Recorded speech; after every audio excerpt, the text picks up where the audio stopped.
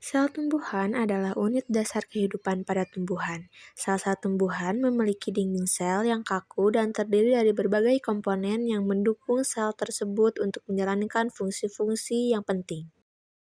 Perbedaan yang signifikan antara sel hewan dan sel tumbuhan adalah perbedaan di mana sel tumbuhan yang memiliki dinding sel yang menyebabkan dapat terlihat jelasnya bentuk sel dari sel tumbuhan. Sedangkan pada sel hewan tidak terdapat dinding sel yang mengakibatkan bentuk sel terlihat abstrak atau tidak dapat terlihat jelas sel-sel di dalamnya.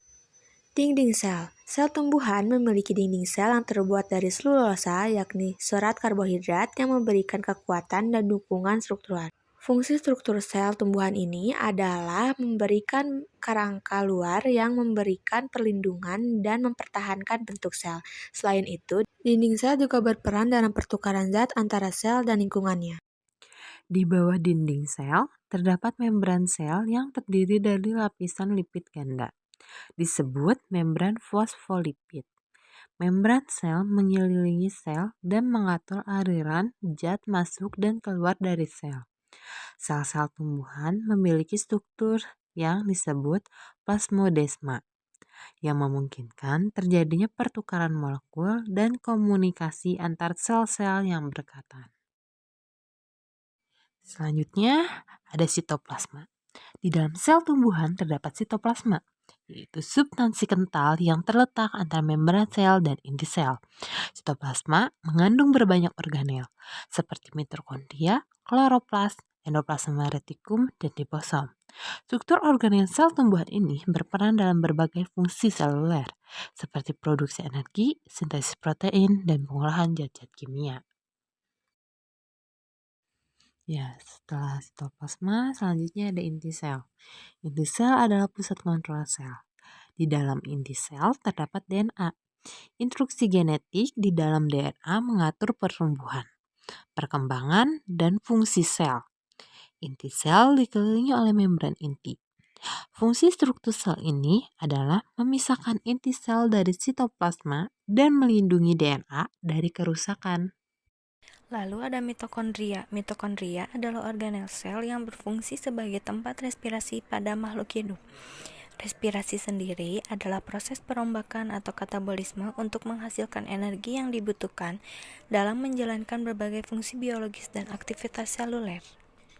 Lalu ada ribosom. Ribosom adalah partikel yang lebih kecil dari mitokondria dan hanya dapat dilihat dengan mikroskop elektron. Dari sekian bagian-bagian yang menyusun sel tumbuhan, ribosom tersebar di dalam sitoplasma atau menempel pada bagian luar retikulum endoplasma. Ribosom tersusun dari RNA dan protein. Kemudian ada plastida. Plastida adalah organel sel terbesar pada sel tumbuhan. Plastida berbentuk lensa bikonveks dan terdapat pada seluruh sel-sel tumbuhan. Plastida memiliki ukuran dan bentuk yang bervariasi. Berdasarkan warnanya, plastida terdiri dari leukoplas, kloroplas, dan kromoplas. Kloroplas. Kloroplas adalah struktur organel sel tumbuhan yang memberikan warna hijau dan berperan penting dalam fotosintesis. Kloroplas mengandung pigmen hijau yang disebut klorofil. Fungsi klorofil adalah menyerap energi matahari agar tumbuhan dapat mengubah air dan karbon dioksida menjadi glukosa dan oksigen. Vakuola. Vakuola adalah ruang berisi cairan yang terdapat di dalam sitoplasma sel pada tumbuhan. Vakuola berperan dalam penyimpanan air, garam, pigmen, dan zat-zat lainnya. Vakuola juga berperan dalam memberikan dukungan mekanis dan mengatur tekanan osmotik dalam sel tumbuhan.